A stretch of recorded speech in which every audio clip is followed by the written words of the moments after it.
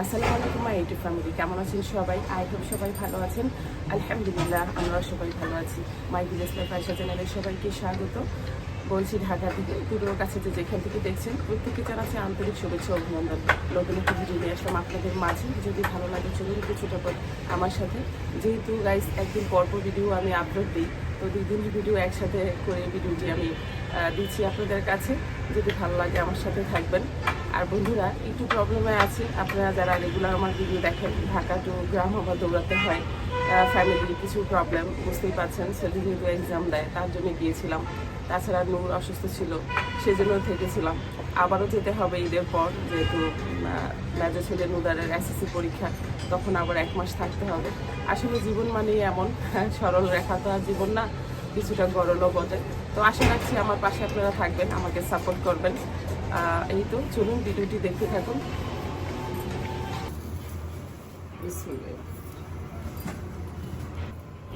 পৃথিবী এদিক যাক ওইদিক যাক, রান্নার ঘরে মহিলাদের আসতেই হবে। কিন্তু এখনকার আশাটা আসলে প্রয়োজনে আসেনি, শখে একটু এসেছি। গ্রাম থেকে এসেই ইফতারির আগ মুহূর্তে অফ ক্যামেরায় বেশ কিছুক্ষণ কোরআন তেলাওয়াত করেছি, আলহামদুলিল্লাহ। ইফতারির শেষে সবাই যখন রেস্ট নিচ্ছে, তো আমি ভাবলাম রান্নাঘরে এসে একটু মিষ্টিমুখ করাই সবাইকে। তো সেমাইটা রান্না করছিলাম। আনফর্চুনেটলি সেমাইটা যখন সবাইকে দিচ্ছিলাম, মোটামুটি সবাই বলে বেড়াচ্ছে। আর তাছাড়া নুরের আব্বুও বলছে যে কিছুদিন আগে আমার মন চাচ্ছিল সেমাই খেতে। তো যাই হোক, ওদের মনে চায় আমি পূরণ করি, তারপরে ওদের মনে কি আমার জায়গা হয়? সবারই এই ধারণা, আমরা গৃহিণীরা আমরা জীবন জান দিয়ে ফেলি রান্নাঘরে, সংসারের সমস্ত কাজে। ভাবি তাদের মন হয়তো খুব প্রপারলি আমরা পেয়ে যাব। আসলে না, আমরা আসলে কাজ করতে করতে নিজেকে মোর দেন কাজের বুয়া বানিয়ে ফেলেছি।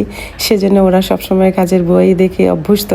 তো সেই ক্ষেত্রে মাঝে মাঝে রাজরানি যদি ভাবতে যাই, মানে নিজের শখ আল্লাহ যদি পূরণ করার চেষ্টা করি, নিজেকে ভালোবাসতে যখন শুরু করি, তখনই হয়ে যায় বাধা। এক একজনের কাছে মনে হয়ে যায় আমি আসলে কাটা। ইফতারি করার পর মোটামুটি অনেক থালাবাটি বেরিয়ে যায়, তো সেগুলো আসলে ক্লিন না করলে অনেকটাই বেড়ে যায় সকালবেলার জন্য। তাই যতটা পেরেছি এখনই ক্লিন করে নিলাম। এই যে লাউ গাছের পাতা, তো এটা দেখে অনুরাপু বলে মোবাইলে, আমি জানি না কেন, পানি তো আমি ঠিকই দেই, কিন্তু লাউ গাছটা কেন যেন মরে যাচ্ছে। আসলে লতাটা এই যে ভিতরে পিছনে করে আছে, এই যে নিচে, এটাও খেয়াল করে নেয়। এই যে এটা এখন তুলে দিব, সে খেয়াল করে নেয়, কিন্তু এগুলো তো মারাই যাবে, নিচের পাতা তো মারাই যায়। যাই হোক, পানিটা আমি দিচ্ছি, এটার জন্য অনেক ধন্যবাদ। এগুলো মারা গেছে, তাই জন্য সে বলছে যে লতা নিচে, এখন তুলে দেব। প্রায় 15 দিনের মতো থেকে আসলাম গ্রামে, তার মধ্যে লতাগুলো বেশ বড় হয়েছে মাশাল্লাহ। আর এইখানে যে পাখিগুলো এত নোংরা করে, সে ধুলোগুলো উড়ে উড়ে বেডরুমে চলে যায়। তাই আজকে অফ ক্যামেরাতে ওই বারান্দায় নিয়ে যাব। এই তো মাইশামনির বারান্দা, এইখানটায় ঠিক রেখে দিব। আর এই জায়গাটা একটু দেয়াল সিস্টেম আছে, তো এইভাবে উড়বে না, তাই জন্য ওখানে রাখবো। আর সব কিছু অফ ক্যামেরাতে করেছি, এত পরিমাণ ময়লা হয়েছে গাইস। তবুও যেহেতু ছেলে মানুষ পানি টানি দিয়ে রেখেছে।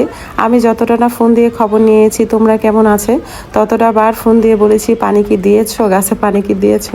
যাই হোক, আলহামদুলিল্লাহ, যে যাকে ভালোবাসে তার খবর তো নিবে বলেন। আমি তো আমার বাচ্চা হাজব্যান্ডকে ভালোবাসি না, তাই ওদের খবরটা নিই নি। গাছকে ভালোবাসি, তাই গাছের খবরই নিয়েছি। যাই হোক, বারান্দাটা কেমন হয়েছে, কতটা ক্লিন হয়েছে আর এখন কেমন লাগছে প্লিজ জানাবেন। আপনারা যারা আমার ভিডিও রেগুলার দেখেন তারা জানেন আমার একটু সফট কর্নার কাজ করে গাছের প্রতি। ভিডিও দেখতে দেখতে গাইস ভুলে গিয়েছেন একটি লাইক দিতে, প্লিজ একটি লাইক দিয়ে ভিডিওটি কন্টিনিউ করবেন। আর যারা প্রথম আজকে ভিডিওটি ওয়াচ করছেন, ভিডিওর কোনো অংশে যদি আপনাদের ভালো লাগে, আমার কথাও কাজ মন ছুঁয়ে যায়, তাহলে সাবস্ক্রাইব করে আমার পাশে থাকতে পারেন। আর অলরেডি এই কাজটি যারা করেছেন অসংখ্য ধন্যবাদ, মন থেকে দোয়া ও ভালোবাসা।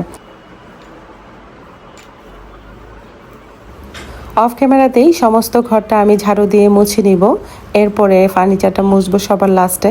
আসলে এই পরিমাণ ধুলা ছিল, সবগুলো কাজ একসাথে করতে পারছিলাম না, তারপরও যতটুকু সম্ভব ততটুকু চেষ্টা করেছি।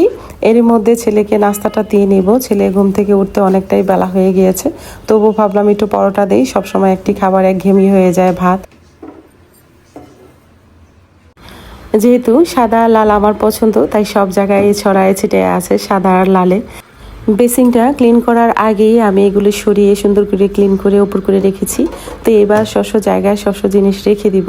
আর এই ব্রাশদানিটা আমার এত পছন্দ, কি বলবো গাইস, যেহেতু আলাদাভাবে একটার সাথে একটা লাগে না, তাই আমার খুব পছন্দ।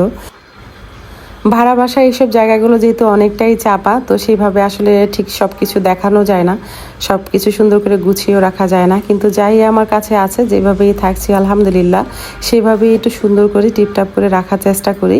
এই তো ক্লিন করার পরে এই জায়গাটা এত সুন্দর লাগছে, আমার নিজের চোখে অনেক ভালো লাগছে মাশাল্লাহ।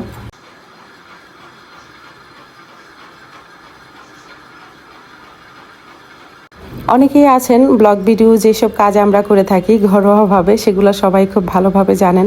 কি বলুন তো, মাঝে মাঝে অনেকেরই ইচ্ছে করে না কাজ করতে, অনেক ব্লগ ভিডিও দেখে অবশ্য উৎসাহ জাগে কাজের। অনেক আইটেম আছে কাজ করা, যেটা আমি জানি আপনি হয়তো জানেন না, অনেক আইটেম আছে আপনি জানেন সেটা আমি জানি না।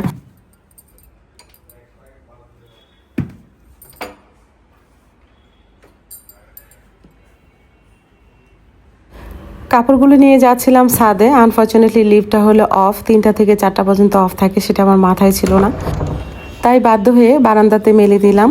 তারপর ঘরটার অফ ক্যামেরায় মুছে সুন্দর সব কিছু কাজ টাজ করে, আরও অনেক কাজই ছিল, সব করে গোসল করে নামাজ পড়ে একটু কোরআনও পড়ে নিলাম। কোরআনটা পড়েই ছুটলাম মেয়েকে নিয়ে একটু শপিং মলে। মায়ের টাকা দিয়ে মেয়েকে জামা কিনে দিলাম।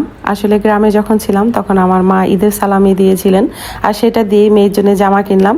দুইটার মধ্যেও কনফিউজড হয়ে গেছে কোনটা নেবে, তো নেভি ব্লুটাই নিলাম আমার পছন্দ মতো। আসলে মেয়ে আমার উপরেই ছেড়ে দেয়, ও তেমন কিছু করে না, আবার গাল ফুলিয়ে থাকে। তাই আজকে ওকে বলেছি তোমার যা পছন্দ তোমাকে তাই কিনে দিব।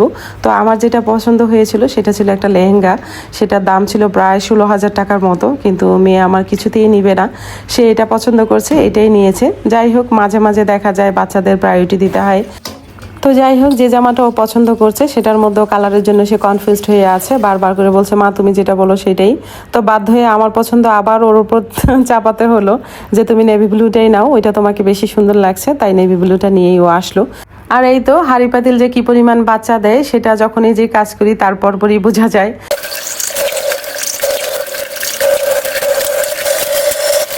আসলে সংসারের কাজ করতে করতে নিজেকে রোবট বানিয়ে ফেলেছি। যখনই আসলে কাজ করা একটু স্টপ হয়ে যায়, তখনই তো মানুষের বুঝতে হবে যে আমি আসলে অসুস্থ, কিন্তু আসলে পরিবার এটা মানতে চায় না। ওরা ভাবে আমাদের কাজ করতে হবে, আমরা বাধ্য কাজ করতেই হবে। আসলে না, শরীরটা বেশ দুর্বল, 2 দিন ধরেই জ্বর ছিল গ্রামে থাকা অবস্থায়, এখনও শরীরে জ্বর আছে। আসলে আমি সেভাবে কিছু বলতে পারি না, আমার অনেক কষ্ট হয়। আর আমার এই চাপা স্বভাবটা ছোটোবেলা থেকেই, আমি অনেক কষ্ট করি কিন্তু ভেঙে কাউকেই কিছু বলতে পারি না। কিন্তু আমারও বোঝা উচিত আমার কাছের মানুষগুলো আমার আপন, ওদের যদি রেগুলার আমি বলি কাছে যেয়ে বসে, তাহলে হয়তো ওরা বুঝবে।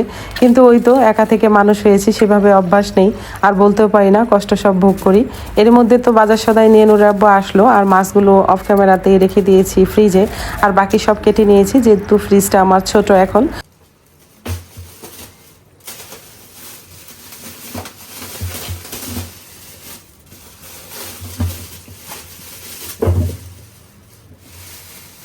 তিনটা মুরগির মধ্যে অর্ধেকটা রান্না করব আর অর্ধেকটা রেখে দিব ফ্রিজে।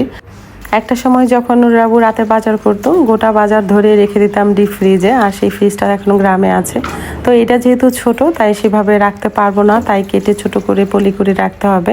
তো আজকে অর্ধেকটা রান্না যেহেতু করব, বাকিটা রাখতে একদম ইজিলি রাখা যাবে। আর সদাই এখন নুরাবু রেগুলারই করে প্রায়, আগে তো একটা সময় অনেক বাজার করতো, এখন সে নিজে নিজে ধরে ধরে বাজার করে, 1 দিন 2 দিন পর পর। তো বন্ধুরা, আমার ভিডিও যদি আপনাদের ভালো লেগে থাকে তাহলে অবশ্যই লাইক কমেন্ট শেয়ার করবেন, পাশে থাকা বেল আইকনটি ক্লিক করে দিবেন, যেন নেক্সট ভিডিও পোস্ট করার সাথে সাথে নোটিফিকেশনটি পেয়ে যান। ভালো থাকবেন, সুস্থ থাকবেন, নিরাপদে থাকবেন, পরিবারকে সময় দিবেন, আর হ্যাঁ, অবশ্যই পজিটিভ থাকবেন। আজকের মতো এখানেই রাখছি, দেখা হবে নতুন কোনো ভিডিওতে। আল্লাহ হাফেজ।